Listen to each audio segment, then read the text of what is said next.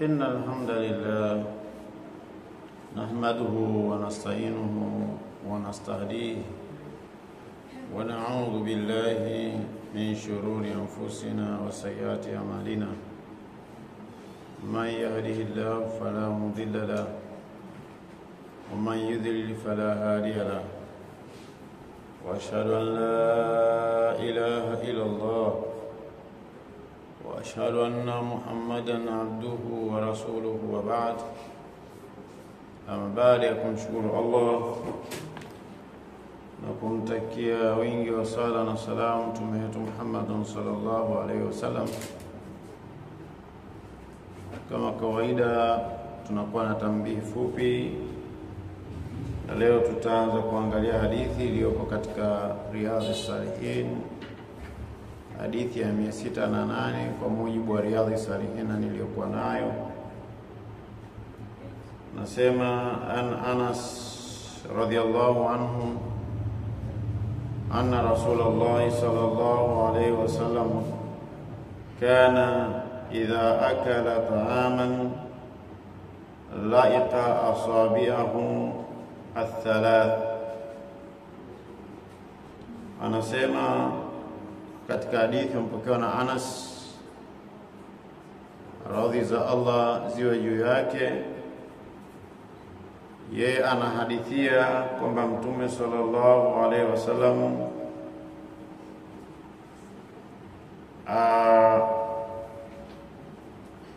kana idha akala taama, alipokuwa anakula chakula au anapomaliza kula chakula, laika aswabiahu thalath, alikuwa akiamba vidole vyake vitatu, vile vidole ambavyo mara nyingi alikuwa vitumia kwenye kula, alikuwa akiviramba. Qala, na akasema, waqala, na akasema Mtume sallallahu alaihi wasallam, idha saqatat luqmatu ahadikum falyumit anha al-adha, litapoanguka au atakapoangusha mmoja wenu tonge,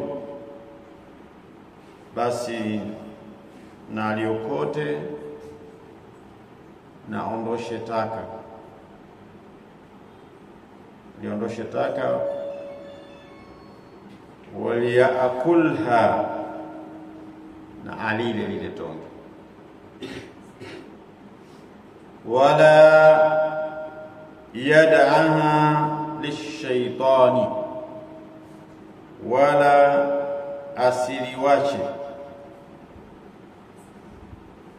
asiliwache kumwachia shaitani, wala yad'a lishaitani. Wa amara an tuslata al-qas'a, wa amara an tuslata al-qas'a, na akaamrisha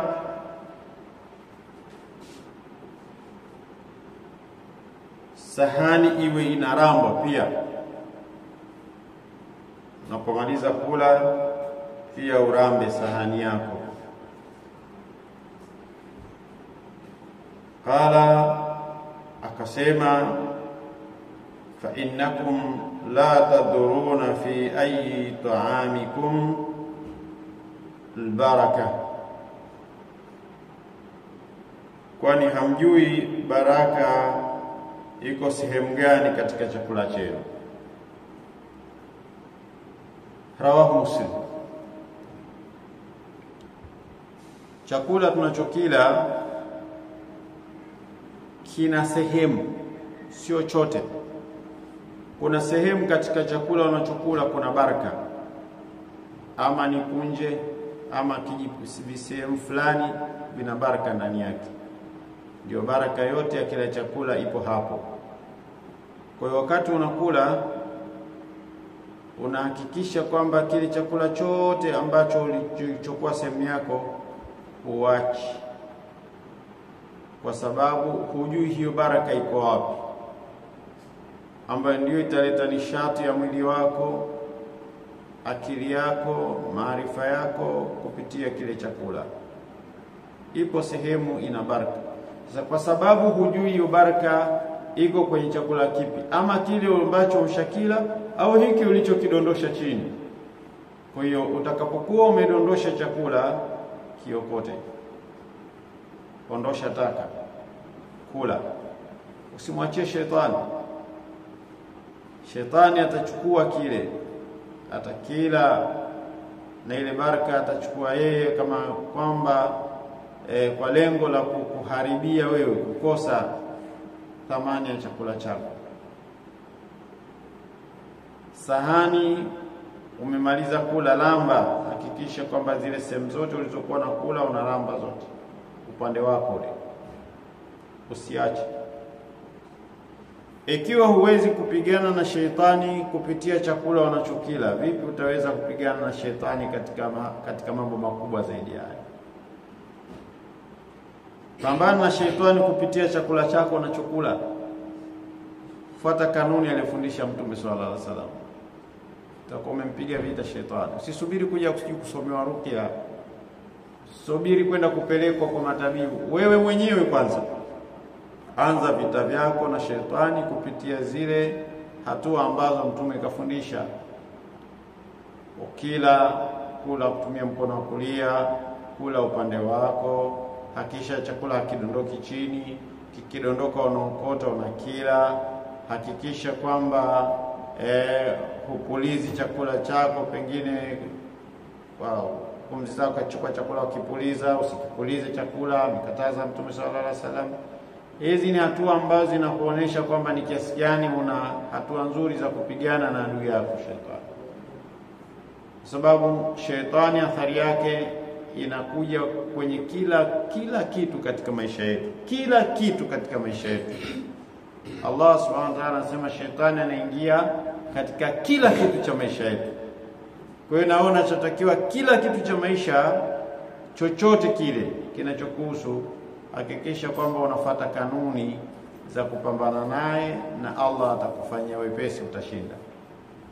Lakini ikiwa kwamba wewe ni mvivu katika mambo ambayo yako ndani ya uwezo wako, basi usisubiri kuja kuanza kutafuta matabibu. Anza kutafuta watu wa kukusomea, tafuta watu wa kutafutia dawa. Wewe mwenyewe kwanza umefanyaje pale kwako? Si tukila bwana, tunaona tu tunakula tu, hatushibi. Mnakula na shetani. Mnakula na shetani. Wa hadha yakunu shaytanu min aljinni. Na huyu anakuwa ni shetani katika majini unayekula naye. Hii ni moja ya hadithi inatufundisha kanuni za kula chakula. Jiulize wewe mwenyewe, unafanya hivi pale nyumbani? Unakula kwa mkono wa kulia? Unakula upande wako? Unalamba vidole, unatumia vidole vitatu kwa kula chakula chako? Unalamba vidole vyako baada ya kumaliza kula? Chakula kilichodondoka unakiokota na kukitoa taka na kukila? Maana yake ni kwamba unapoanza kuandaa chakula pia uandae na mazingira ya kulia chakula. Yasafishe vizuri ili hata kinapodondoka usisikie tabu ukiokota. Wewe ndio unaye andaa mazingira kwamba uone wepesi kuokota au usione wepesi, ni wewe. Wewe ndio unaandaa chakula katika meza yako. Safisha meza yako vizuri, weka chakula chako pale, unakula chakula, kikidondoka unaokota, huna wasiwasi kwa sababu meza yako wewe ndio uliandaa, unaijua mwenyewe. Inawezekana chakula kilichodondoka ndio chenye baraka ya chakula chote ulichokila pale. Ukikiacha maana yake umepoteza na baraka ya chakula. Ukikila maana yake umekipata na umemnyima shetani nafasi. وعن أبي هريرة رضي الله عنه عن النبي صلى الله عليه وآله وسلم قال: ما بعث الله نبيا. Anasema katika hadithi ambayo imepokewa kutoka kwa Abu Huraira, radhi za Allah ziwe juu yake, anasema hakumtuma nabii yoyote illa ra'yal ghanama, isipokuwa nabii huyo amewahi kuchunga mbuzi. Yoyote katika manabii kashawahi kuchunga mbuzi. Nabii Ibrahim kashawahi kuchunga mbuzi, Nabii Daudi kashawahi kuchunga mbuzi, Ishaq, Ismail, Nabii Isa, mpaka kufikia kwa nabii wetu Muhammad sallallahu alaihi wasallam kashawahi kuchunga mbuzi. Na faqala ashabu, masahaba zake wakasema kumuuliza, wa anta, hata wewe ya Rasulullah, na wewe ushawahi kuchunga mbuzi? Qala na'am, Mtume akasema ndio. Kuntu ar'aha ala qararita ahli Makkah. Kuntu ar'aha, nilikuwa nikichunga mimi, nilikuwa nikichunga ala qararita ahli Makkah, nilikuwa nikiwachungia watu wa Makkah kwa kupata qirat kadhaa.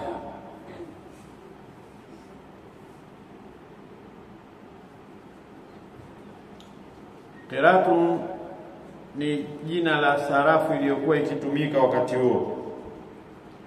Kama leo useme shilingi au dola. Kwa alikuwa akichunga alafu anapewa pesa akiwa mdogo. Mtoto, si mtoto anatumwa. Kwa alikuwa anatumwa, anachunga, anapewa. Na wako waliosema kuna hikma katika wanyama wenye taabu kuchunga ni mbuzi. Kimzuia huku mara kakutoroka kaenda huko, kimwangalia huku mara katoroka kaenda. Watu wenye kufuga wanajua mbuzi katika wanyama wakorofi. Ushachunga kondoo, ushachunga ng'ombe, ni wepesi, lakini mbuzi mkorofi. Sasa kama wanaandaliwa kisaikolojia, kama una uwezo wa kuwachunga mbuzi mpaka ukawamiliki wasiharibu vitu vya watu, basi utakuja kuchunga watu. Kwa mbele utapewa kazi ya kuchunga watu. Uwalelee wasiingie katika uharibifu. Kwa manabii walichunga mbuzi, manabii wote. Na hii ni katika dalili kwamba Muhammad sallallahu alaihi wasallam kana Rasulullah, alikuwa mjumbe wa Allah. Anayajuaje haya wakati manabii walipita na hana kitabu? Hakukuwa na kitabu Makkah ambacho angeweza kukisoma akajua yote hayo. Lakini anatuambia manabii wote waliwahi kuchunga mbuzi.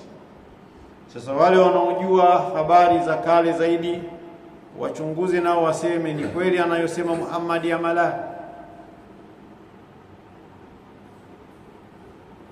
Lakini manabii wote, kina Nabii Daudi, wakina Nabii Suleiman, Nabii Ishaq, Nabii Ayub, Nabii Yaqub, Nabii Ismail, Nabii Ishaq, Idris, Ilyasa, madhali walikuwa katika kundi la manabii kwa mujibu wa hadithi ya Mtume sallallahu alaihi wasallam, waliwahi kuchunga mbuzi.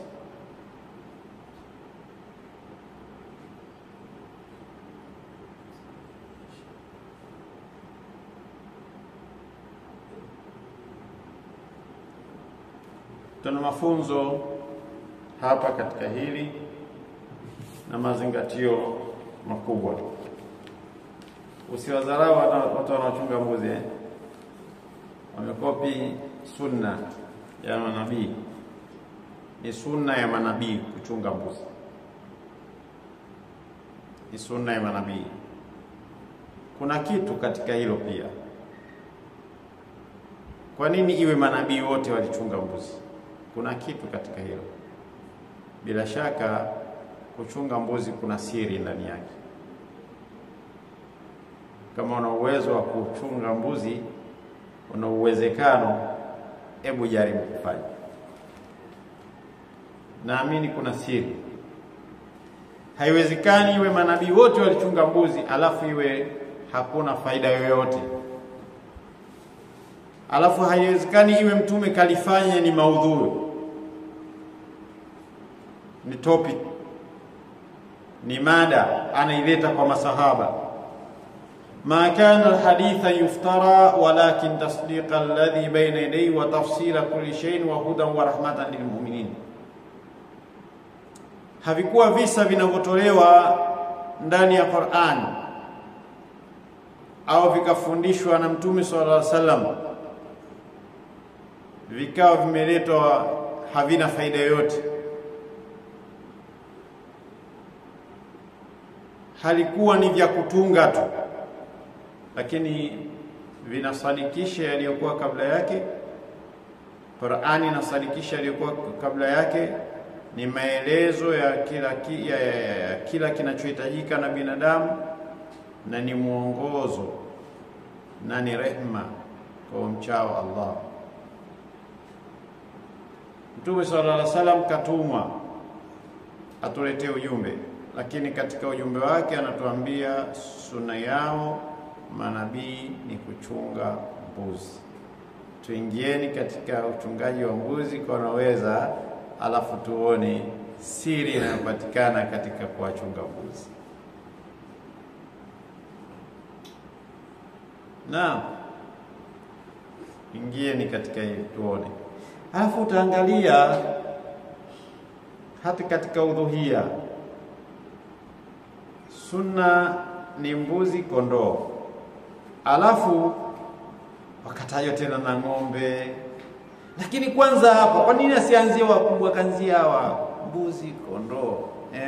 Kuonesha hawa hata kwa ile dhabihu, kutoa dhabihu, kutoa kichinjo katika udhuhia, mbuzi. Alafu sasa mbuzi mwenye uwezo atakuja, mbuzi kondoo amewekwa kundi moja. Alafu atakayekuwa na uwezo zaidi atachinja ng'ombe. Kwa hiyo hapa kwenye mbuzi hapa kuna siri hapa.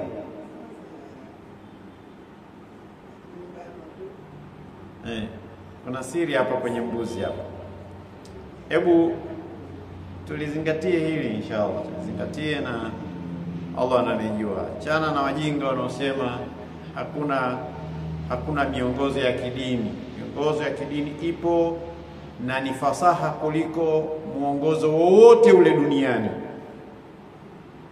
Miongozo ya kidini ipo na ni fasaha kuliko muongozo wowote duniani. Hakuna mtu fasaha duniani atakayekuwa na ufasaha unaozidi ufasaha wa yale yaliyoelekezwa katika mfumo wa kiungu ulioelekezwa na Mwenyezi Mungu na manabii aliyowatuma. Hakuna ufasaha utakaozidi hapo. Wala huna uwezo wewe kwa kutumia akili zako tu utengeneze jambo fasaha kiasi kwamba lisikosolewe. Lakini mifumo iliyokuja kiungu imekuja katika mfumo ambao una ufasaha kiasi kwamba hakuna anayeweza kuikosoa na akapatia, ila mwishoni atagundua ukosoaji wake una kasoro. Kuonyesha kwamba bado tuna haki sisi kuwa mustamiina, ni watu wenye kusikiliza, na wa mutiina, na kuwa watu wenye kutii ila Allah, kumtii Allah azza wa jalla, na wa rusulu, na kuwatii mitume waliotumwa kwa ajili ya Allah. Elimu kutoka kwa yule ambaye mwenye elimu zaidi ya wale anaofundisha. Ikiwa tutasema hakuna mfumo sahihi ulioletwa ili kuwafundisha binadamu, kwa maana binadamu hawakuwa na mfumo wa kuwapa elimu.